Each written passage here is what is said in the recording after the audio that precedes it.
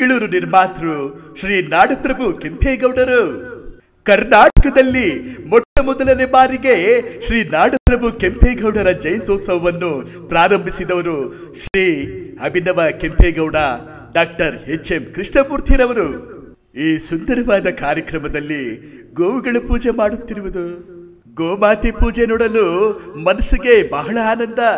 ಆಗ್ಲೇ ಹೆಣ್ಣು ಮಕ್ಕಳ ಕಳಸ ಮೆರವಣಿಗೆಯ ಜೊತೆಯಲ್ಲಿ ಸಾವಿರಾರು ಗೋವುಗಳ ಆಗಮನ.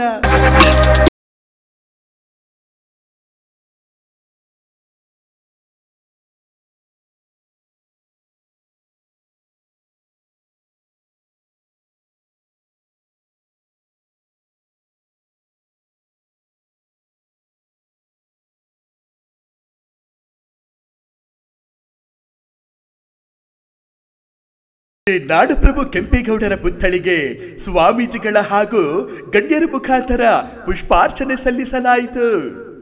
ಈ ಅಮೋಘವಾದ ಕಾರ್ಯಕ್ರಮದಲ್ಲಿ ಬೆಳ್ಳಿ ರಥದಲ್ಲಿ ಸ್ವಾಮೀಜಿಗಳು ಹಾಗೂ ಗಣ್ಯರು ಆಗಮಿಸುತ್ತಿರುವುದು, ಮುಂಭಾಗದಲ್ಲಿ ವಿಜೃಂಭಣೆಯಿಂದ ವಾದ್ಯ ಮೊಳಗುತ್ತಿರುವುದು, ಈ ಭವ್ಯವಾದ ವೇದಿಕೆಯಲ್ಲಿ ಮಠಾಧೀಶರು ಹಾಗೂ ಗಣ್ಯರಿಂದ ಜ್ಯೋತಿ ಬೆಳಗಿಸುತ್ತಿರುವುದು, ಕಾರ್ಯಕ್ರಮಕ್ಕೆ ಆಗಮಿಸಿದಂತಹ ಗಣ್ಯಾತಿ ಗಣ್ಯರಿಗೆ ಗೌರವ ಸಮರ್ಪಣೆ ಸಲ್ಲಿಸಲಾಯಿತು.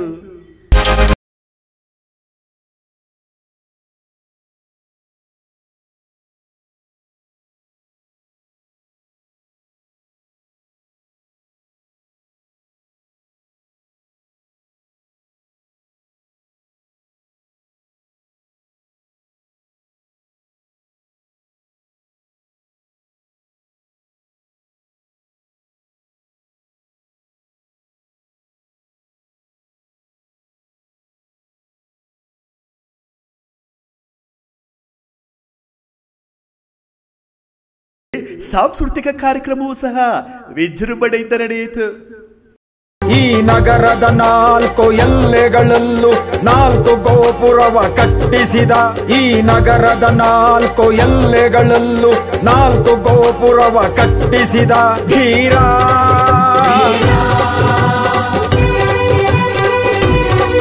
ವೀರ.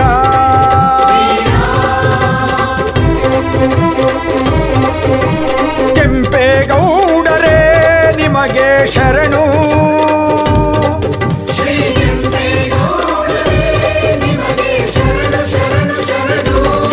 ಶ್ರೀ ಕೆಂಪೇಗೌಡರ ಗತ ವೈಭವವನ್ನು ನೋಡಲು ಬಂದಂತಹ ಭಕ್ತ ಸಮೂಹಕ್ಕೆ 9,000 kg ಮಾಂಸಾಹಾರ ಊಟದ ವ್ಯವಸ್ಥೆ ಏರ್ಪಡಿಸಲಾಗಿತ್ತು.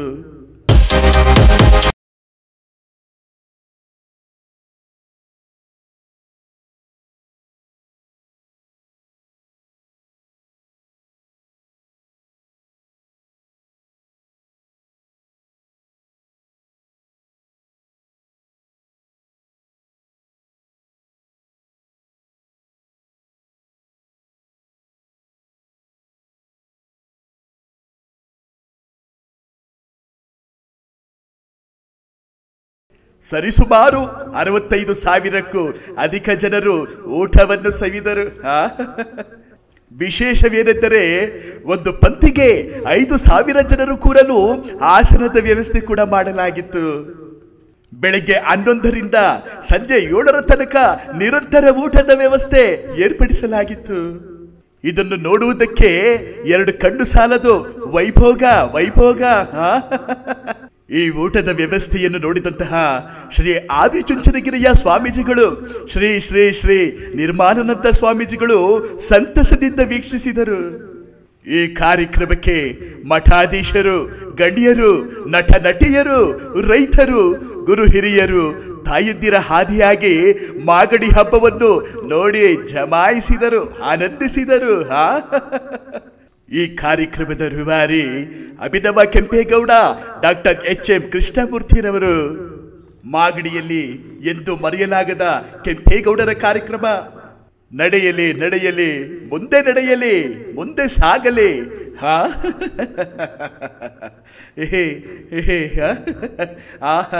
ಕೆಂಪೇಗೌಡರು ತಮ್ಮ ತ್ಯಾಗ ಬಲಿದಾನದಿಂದ ನಾಡಿಗೆ ಕೊಟ್ಟಂತ ಕೀರ್ತಿಯನ್ನ, ಸೇವೆಯನ್ನು ಸ್ಮರಿಸಿಕೊಳ್ತಕ್ಕಂಥ ಒಂದು ಪವಿತ್ರವಾದ ಕ್ಷಣ ಇದು ಆಗಿದೆ. ಇಂತಹ ಸಂದರ್ಭದಲ್ಲಿ ನಾವೆಲ್ಲರೂ ಕೂಡ ಸಾಕ್ಷಿಗಳಾಗಿದ್ದೇವೆ. ಬಹು ದೊಡ್ಡದಾದ ರೀತಿಯಲ್ಲಿ ಕಾರ್ಯಕ್ರಮವನ್ನು ಹಮ್ಮಿಕೊಂಡಿರ್ತಕ್ಕಂಥ ಈ ಗಳಿಗೆಯಲ್ಲಿ ನಮ್ಮ ನಾಡಿನ ಕೆಂಪೇಗೌಡರು ಸರ್ವ ಜನಗಳಿಗೂ, ಸರ್ವ ಜಾತಿಯವರಿಗೂ, ಸರ್ವ ಧರ್ಮೀಯರಿಗೂ ಕೂಡ ಬೆಂಗಳೂರನ್ನ ಸ್ಥಾಪಿಸಿ ಅಲ್ಲಿ ಪಟ್ಟಣಗಳನ್ನ, ನಗರಗಳನ್ನ ಅವರಿಗೆ ನಿರ್ಮಿಸಿದ್ದು ನಮಗೆ ಗೊತ್ತಿದೆ. ಇವತ್ತು ನಮ್ಮ ಕರ್ನಾಟಕದಲ್ಲಿ ಕರ್ನಾಟಕದ ಒಟ್ಟು ಉತ್ಪನ್ನದ ಸುಮಾರು 60% ಉತ್ಪನ್ನ ರೆವೆನ್ಯೂ ನಮ್ಮ ಬೆಂಗಳೂರು ನಗರ ಒಂದರಲ್ಲಿ ಆಗ್ತಾ ಇದೆ. ಅದನ್ನು ಕಟ್ಟಿದಂತವ್ರು ಯಾರು? ನಮ್ಮ ಕೆಂಪೇಗೌಡರು. ಅಂತ ಮಹಾಪ್ರಭುವನ್ನು ನೆನಪು ಮಾಡಿಕೊಡ್ತಕ್ಕಂಥ ಕರ್ತವ್ಯ ನಮ್ಮೆಲ್ಲರ ಮೇಲಿದೆ. ಒಂದು ಮಾತು ಉಂಟು, one who knows the history only such can create the history ಅಂತ. ಇತಿಹಾಸ ಯಾರಿಗೆ ಗೊತ್ತಿರುತ್ತೋ ಅವ ಮಾತ್ರ ಇನ್ನೊಂದು ಇತಿಹಾಸವನ್ನು ನಿರ್ಮಾಣ ಮಾಡಲಿಕ್ಕೆ ಸಾಧ್ಯ ಅಂತ. ದೇಶದಲ್ಲಿ ನಾಡಿನಲ್ಲಿ 95% ಜನಗಳು ಇತಿಹಾಸವನ್ನು ಓದ್ತಾರೆ ಹೊರತು ಇತಿಹಾಸವನ್ನು ನಿರ್ಮಾಣ ಮಾಡಲಿಕ್ಕೆ ಸಾಧ್ಯ ಇಲ್ಲ. ಎಲ್ಲೋ ಕೆಲವು ಮಂದಿಗೆ ಮಾತ್ರ ಇತಿಹಾಸವನ್ನು ನಿರ್ಮಾಣ ಮಾಡತಕ್ಕಂಥ ಶಕ್ತಿ ಉಂಟು. ಆದರೆ ಇತಿಹಾಸ ನಿರ್ಮಾಣ ಮಾಡುವ ಕಾರ್ಯ ಅಷ್ಟು ಸುಲಭದ್ದಲ್ಲ. ಇತಿಹಾಸ ನಿರ್ಮಾಣ ಮಾಡುವ ಕಾರ್ಯದ ಸಂದರ್ಭದಲ್ಲಿ ಹಲವಾರು ನೋವುಗಳನ್ನು, ಅವಮಾನಗಳನ್ನು, ತ್ಯಾಗವನ್ನು, ಬಲಿದಾನಗಳನ್ನು ಮಾಡಬೇಕಾಗತ್ತೆ. ಇಂತೆಲ್ಲವನ್ನು ಕೂಡ ಮಾಡಿ ಇವತ್ತು ನಾಡನ್ನ ಬೆಂಗಳೂರು ಎಂಬ ಬೃಹತ್ ನಗರವನ್ನ ಕಟ್ಟಿಕೊಟ್ಟು ಹೋಗಿರ್ತಕ್ಕಂಥ ಕೆಂಪೇಗೌಡರಿಗೆ ನಾವೆಲ್ಲರೂ ಕೂಡ ಅಭಿನಂದನೆಗಳನ್ನು, ಅವರ ಆತ್ಮಕ್ಕೆ ಚಿರ ಶಾಂತಿಯನ್ನ ಕೋರೋಣ ಎಂಬ ಮಾತಿನ ಸಂದರ್ಭದಲ್ಲಿ ಹೇಳ್ತೇವೆ. ಕೆಂಪೇಗೌಡನ ಜಯಂತಿಯನ್ನು ಇಡೀ ನಮ್ಮ ಕೃಷ್ಣಮೂರ್ತಿಯ ಸಮ್ಮುಖದಲ್ಲಿ ಅದರಿಂದ ಏನೇ ಒಂದು ಕಷ್ಟ ಇದ್ದರೂ ಕೂಡ ಕಷ್ಟವನ್ನು ತುಳಿದುಕೊಂಡು ಇಂಥ ಒಂದು ಜಯಂತಿಯನ್ನು ಆಚರಣೆ ಮಾಡ್ತಾರೆ. ನಾವೆಲ್ಲರೂ ಕೂಡ ಒಟ್ಟಾಗಿ ಸೇರಿದ್ದೀವಿ, ಎಲ್ಲರೂ ಕೂಡ ಶಾಂತತ್ವ ನಡೆಸ್ಕೋಬೇಕು. ಆದರೆ ಮಾಡಿ ತಾಲೂಕು ಅಂದರೆ ಸಾಧಾರಣ ಅಲ್ಲ.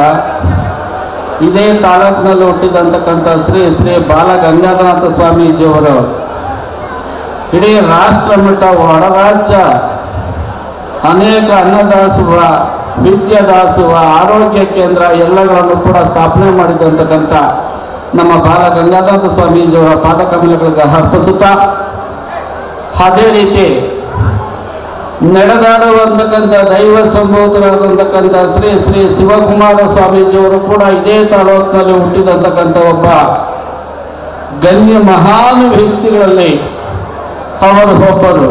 ಆದರೆ ನಡೆದಾಡುವ ದೈವ ಸಂಭೂತರಾದಂತಕ್ಕಂಥ ಹೊರ ರಾಜ್ಯದಲ್ಲಿ, ಹೊರ ರಾಷ್ಟ್ರ ಮಟ್ಟಿಗೆ ಪಡೆದಂತಕ್ಕಂಥ ವಿದ್ಯಾದಾಸೋಹ, ಅನ್ನದಾಸೋಹ, ಆರೋಗ್ಯ ಕೇಂದ್ರಗಳನ್ನು ಸ್ಥಾಪನೆ ಮಾಡಿದಂತಕ್ಕಂಥ ಮಹಾನ್ ಸ್ವಾಮೀಜಿಯವರ ಪಾದಕಮಲಗಳಿಗೆ ಅರ್ಪಿಸುತ್ತಾ,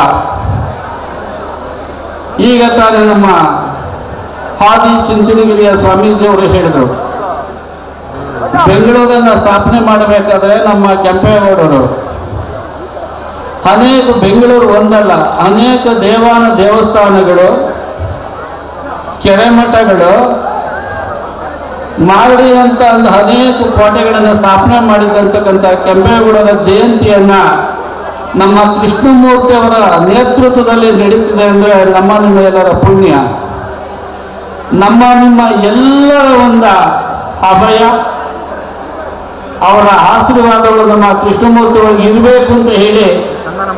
ಯಾಕೆಂದ್ರೆ ಇದನ್ನು ಮಾಡಬೇಕಾದ್ರೆ ಅನೇಕ ಸಂಕಷ್ಟವನ್ನು ಪಟ್ಟಿ ಅವರು ಮಾಡಿರೋದು.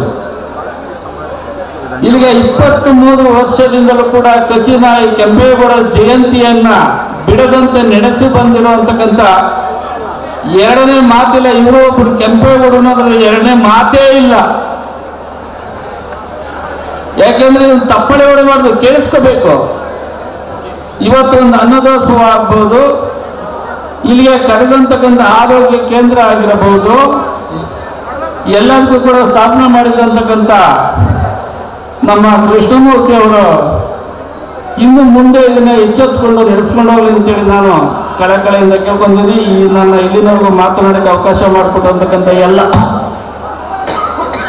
ನನ್ನ ವೇದಿಕೆ ನಂತರ ಶ್ರೀಗಳಿಗೂ ಮತ್ತು ಕೆಂಪೇಗೌಡರ ಜಯಂತಿವರೆಗೂ ಅಭಿನಂದನೆ ಸಲ್ಲಿಸಿ ಎರಡು ಮಾತನ್ನು ಮುಕ್ತಾಯ ಮಾಡ್ತೀನಿ. ಜೈ ಜೈ ಕರ್ನಾಟಕ.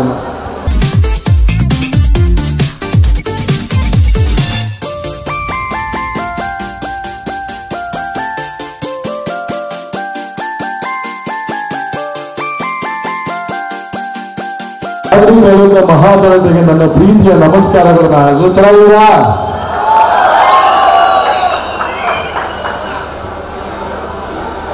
ಇವತ್ತು ಕೆಂಪೇಗೌಡರ ಜಯಂತ್ಯೋತ್ಸವ 513ನೇ ವರ್ಷದ ಜಯಂತ್ಯೋತ್ಸವ ಕಾರ್ಯಕ್ರಮಕ್ಕೆ ನಾನಿಲ್ಲಿ ಬಂದು ನಿಮ್ಮನ್ನೆಲ್ಲರೂ ನೋಡಿ ಮಾತಾಡಿ ಉದ್ದೇಶಿಸುವ ಒಂದು ಅವಕಾಶ ಕೊಟ್ಟರೆ ಎಚ್.ಎಂ. ಕೃಷ್ಣಮೂರ್ತಿ ಅಂದರೆ ನಾವು ಅವ್ರನ್ನ ಜಯಗಲ್ಲಿ ಕೃಷ್ಣಪ್ಪ ಅಂತ ಗುರ್ತಿಡ್ತೀವಿ. ಅವಕಾಶ ಮಾಡಿಕೊಡೋದಕ್ಕೆ ಅವರಿಗೆ ನನ್ನ ಕಡೆಯಿಂದ ಹೃದಯಪೂರ್ವಕ ಧನ್ಯವಾದಗಳು. ಕಾರ್ಯಕ್ರಮ ತುಂಬಾ ಅದ್ಭುತವಾಗಿ ನಡೀತಾ ಇದೆ. ನೀವೆಲ್ಲರೂ ಬಂದು ಸಹಕರಿಸಿದ್ದೀರಾ. ಇವತ್ತಿನ ದಿನದ್ದು ಮಹತ್ವ ಏನು, ಅದರ ಇಂಪಾರ್ಟೆನ್ಸ್ ಏನು ಅನ್ನೋಷ್ಟು ನಿಮ್ಗೆಲ್ಲರಿಗೂ ಗೊತ್ತಿರೋ ವಿಚಾರನೇ. ಅದಕ್ಕೆ ನಾನು ಇತಿಹಾಸ ಬಗ್ಗೆನೋ ಚರಿತ್ರೆ ಬಗ್ಗೆನೋ ಜಾಸ್ತಿ ಹೇಳೋಕೆ ಹೋಗಲ್ಲ. ನನಗಿಂತ ಹಿರಿಯರಿದ್ದಾರೆ, ದೊಡ್ಡವ್ರಿದ್ದಾರೆ, ಅವರೆಲ್ಲ ಮಾತನಾಡಬೇಕು. ಅವ್ರು ಮಾತಾಡ್ತಾರೆ, ನಿಮಗಿನ್ನೂ ನನಗಿಂತ ಚೆನ್ನಾಗಿ ಹೇಳ್ಕೊಡ್ತಾರೆ. ನಿಮಗೂ ಒಂದು ಇವತ್ತೇನೋ ಕಲಿಯೋ ಅವಕಾಶ ಇರ್ಬೋದು. ನಾನು ಕೂತೀನಿ, ಕೇಳಿಸ್ಕೊತೀನಿ, ಎಲ್ಲ ಕಲಿತೀನಿ ನಿಮ್ಮ ಜೊತೆಗೆ ಇದ್ದು.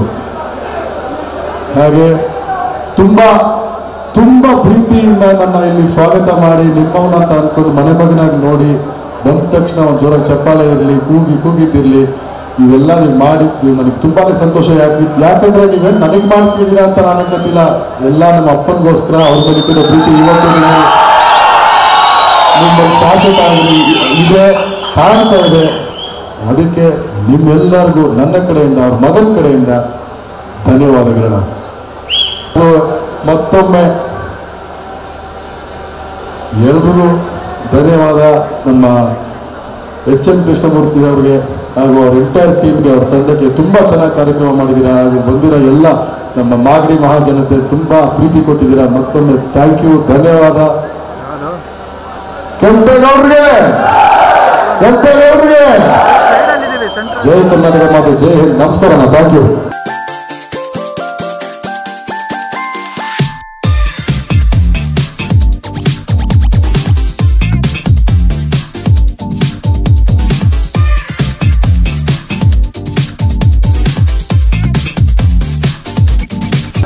ಶ್ರೀ ಗುರುಭ್ಯೋ ನಮಃ. ಹರಿ ಓಂ.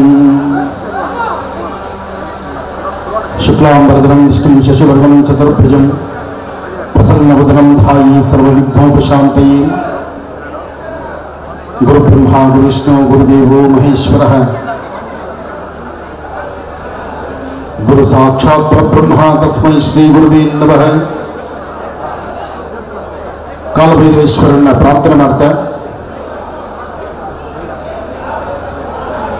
ಬೆಂಗಳೂರು ಎಂಬತಕ್ಕಂಥ ಮಹಾನಗರವನ್ನು ಅಂದು ಬೆಂದ ಕಾಳೂರು, ಇಂದು ಬೆಂಗಳೂರು, ಅಂದು ಪುಟ್ಟದಾದಂಥ ಗ್ರಾಮ ಇವತ್ತು ಬೃಹತ್ ಮಟ್ಟದ ನಗರವಾಗಿ ಬೆಳಿಬೇಕಾದ್ರೆ ಕೆಂಪೇಗೌಡರ ಸಾಧನೆ, ಅಂದು ಕಟ್ಟಿದಂಥ ಆ ವಿಶೇಷವಾಗಿರ್ತಕ್ಕಂತಹ ಆ ನಾಡು, ಚಿಕ್ಕದಾದಂಥ ಪುಟ್ಟದಾದಂಥ ಗ್ರಾಮದ ಆ ನಾಮಕರಣ ಇವತ್ತು ಬೃಹತ್ ಮಟ್ಟದ್ದಾಗಿದೆ. ಹಾಗೆ ಈ ಒಂದು ವಿಶೇಷವಾಗಿರ್ತಕ್ಕಂತಹ ಕಾರ್ಯಕ್ರಮ ನಮ್ಮ ಆತ್ಮೀಯರಾದಂತಹ ಅಭಿನವ ಕೆಂಪೇಗೌಡ ಅಂತಲೇ ಹೆಸರಾಗಿರ್ತಕ್ಕಂಥ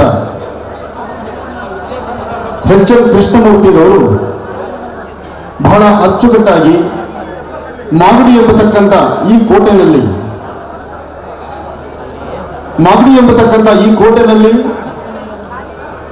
ಅದ್ಭುತವಾದಂತಹ ಈ ಒಂದು ಬೃಹತ್ ಮಟ್ಟದ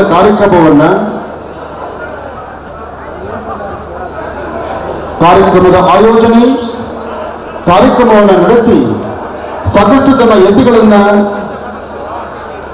ರಾಜ್ಯದ ಸರ್ಕಾರದಲ್ಲಿರ್ತಕ್ಕಂತಹ ಸಚಿವರನ್ನ ಹಾಗೂ ಜಗದ್ಗುರುಗಳನ್ನ ಮತ್ತು ನಟ ನಟಿಯರನ್ನ ಎಲ್ಲರನ್ನೂ ಈ ಒಂದು ವೇದಿಕೆಗೆ ಕರೆತಂದು ಕೆಂಪೇಗೌಡ ಜಯಂತಿಯನ್ನ ಬಹಳ ಅರ್ಥಪೂರ್ಣವಾಗಿ ನಡೆಸಿದ್ದಾರೆ. ಹಾಗೆ ಎಲ್ಲರ ಸಮ್ಮುಖದಲ್ಲಿ ನಡೆದಿರ್ತಕ್ಕಂಥ ಈ ಕಾರ್ಯಕ್ರಮ ಇದು ಮುಂಬರ್ತಕ್ಕಂತಹ ವರ್ಷಗಳಲ್ಲಿ ಇನ್ನಷ್ಟು ಚೆನ್ನಾಗಿ ನಡೀಲಿ, ಕೆಂಪೇಗೌಡರ ಹೆಸರು ಇಡೀ ರಾಜ್ಯ, ದೇಶ, ವಿದೇಶಗಳಲ್ಲೂ ಸಹಿತ ರಾರಾಜಿಸಲಿ ಅಂತ ಹೇಳಿ ಮತ್ತೊಮ್ಮೆ ನಾನು ಭಗವತಿಯನ್ನ ಪ್ರಾರ್ಥನೆ ಮಾಡಿದೆ. ಈ ಕಾರ್ಯಕ್ರಮಕ್ಕೆ ಆಗಮಿಸಿರ್ತಕ್ಕಂತಹ ಎಲ್ಲ ನಾಯಕರಿಗೂ, ಎಲ್ಲ ಮಠದ ಸ್ವಾಮಿಗಳಿಗೂ ಹಾಗೂ ಸಾಕಷ್ಟು ಜನ ಎಲ್ಲ ರೈತ ಬಾಂಧವರಿಗೂ ಸಹಿತ ಒಳ್ಳೆಯದಾಗಲಿ, ಶುಭವಾಗಲಿ ಅಂತ ಮತ್ತೊಮ್ಮೆ ನಮ್ಮ ಭಗವಂತನ ಪ್ರಾರ್ಥನೆ ಮಾಡ್ತಾ, ಮೊದಲನೇದಾಗಿ ಮಾಗಡಿ ಜನತೆಗೆ ಎಲ್ಲರಿಗೂ ನಮಸ್ಕಾರ. ನಾನು ಇಲ್ಲೇ ನೇತನಹಳ್ಳಿ ಗ್ರಾಮದಲ್ಲಿದ್ದಾನು. ಸೊ ತುಂಬ ಖುಷಿಯಾಗುತ್ತೆ ನನಗೆ. ಹಾಗೆಯೇ ನಮ್ಮ ಕೃಷ್ಣಪ್ಪಣ್ಣ ಅಂಕಲು ಪ್ರತಿ ವರ್ಷವೂ ಕೆಂಪೇಗೌಡ ಜಯಂತ್ಯೋತ್ಸವ ತುಂಬ ಅದ್ದೂರಿಯಾಗಿ ಮಾಡ್ಕೊಂಡ್ಬಂದಿದ್ದಾರೆ. ಬರೀ ಕಾರ್ಯಕ್ರಮ ಅಂತಲ್ಲ, ಎಷ್ಟೋ ಸಾಮಾಜಿಕ ಕಾರ್ಯಕ್ರಮಗಳನ್ನ ಮಾಡಿ ಜನರಿಗೂ ಎಲ್ಲ ಒಳ್ಳೆಯದಾಗಂಥ ಕಾರ್ಯಕ್ರಮಗಳನ್ನ ಮಾಡ್ತಾ ಇದ್ದಾರೆ. ಸೊ ಇದೇ ರೀತಿ ಮುಂದುವರ್ಸ್ಕೊಳ್ಳೋದು ಅಂತ ಕೇಳ್ಕೊತೀನಿ. Thank you so much. ನಿಮ್ಮ ಪ್ರೀತಿ ಪ್ರೋತ್ಸಾಹ ಆಶೀರ್ವಾದ ಸದಾ ನಮ್ಮಂಥವ್ರ ಮೇಲೆ ಅಂತ ಕೇಳ್ಬೋದು. Thank you.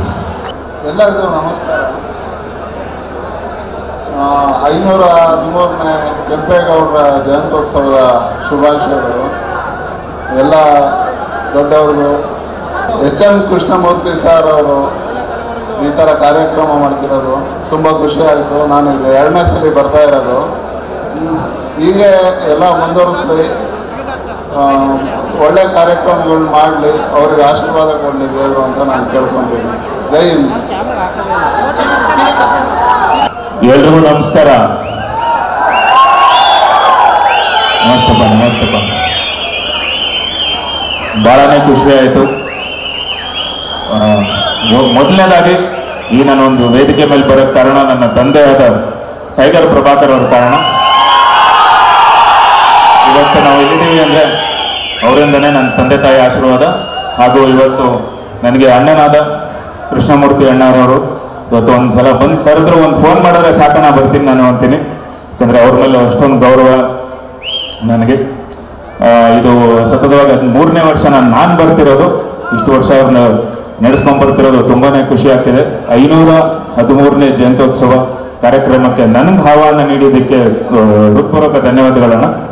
ಹಾಗೆ ವೇದಿಕೆ ಮೇಲಿರೋ ಎಲ್ಲ ಗಣ್ಯ ವ್ಯಕ್ತಿಗಳಿಗೂ ನನ್ನ ನಮಸ್ಕಾರಗಳು ಹೇಳ್ತಾ, ಮಾಗಡಿ ಕ್ಷೇತ್ರದ ಎಲ್ಲ ಅಭಿಮಾನಿಗಳಿಗೆ, ಕನ್ನಡ ಅಭಿಮಾನಿಗಳಿಗೆ ನಾನು ಹೃತ್ಪೂರ್ವಕ ಧನ್ಯವಾದಗಳು ಹೇಳ್ತಾ, ಜಗ್ಗು ಬಸ್ಸು ಹಾರ್ಬರ್ ತಲುಪಲ್ಲ. ರಾಬರ್ಟ 100 ಜನ ಶತ್ರುಗಳು ಎದೆ ಚೂಡಿ ಆಗ್ದಾಗ ಆಗೋ ನೋವಿಗಿಂತ ಒಬ್ಬ ಫ್ರೆಂಡು ಬೆನ್ನ ಚೂಡಿ ಆಗ್ದಾಗ ಆಗೋ ನೋವೇ ಜಾಸ್ತಿ. ರಾಬರ್ಟ್ ಅಣ್ಣ ಪ್ರತಿ ವರ್ಷನೂ ಇದು ಇನ್ನು 100 ವರ್ಷ ಇವ್ರು ಇದೇ ತರ ಕೆಂಪೇಗೌಡರ ಜಯಂತ್ಯೋತ್ಸವ ಆಚರಿಸಲೇಬೇಕು. ನೀವೆಲ್ಲ ಬಂದು ಅವ್ರಿಗೆ ಬೆಂಬಲ ನೀಡಬೇಕು ಅಂತ ನಾನು ಕೇಳ್ಕೊತೀನಿ.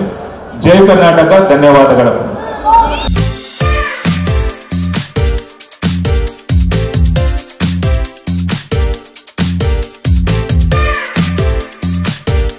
ಸರಿ, ರಾಬರ್ಟ್ ಸಿನಿಮಾ ಡೈಲಾಗ್ ನಾನು ಈಗ ಹೇಳೋದಲ್ಲ, ಅದೇ ನಮ್ಮ ತಂದೆಯವ್ರು ಹೇಳಿದ್ರೆ ಹೇಗಿರ್ತಾ ಇತ್ತು ಅಂತ. 100 ಜನ ಶತ್ರುಗಳು ಎದೆ ಚುರಿ ಆಗ್ತಾಗ ನೋವಿಗಿಂತ ಒಬ್ಬ ಫ್ರೆಂಡು ಬೆನ್ನ ಚುರಿಯೋದಿಲ್ಲ ಆಗೋ ನೋವು ಜಾಸ್ತಿ. Robert understand. Thank you.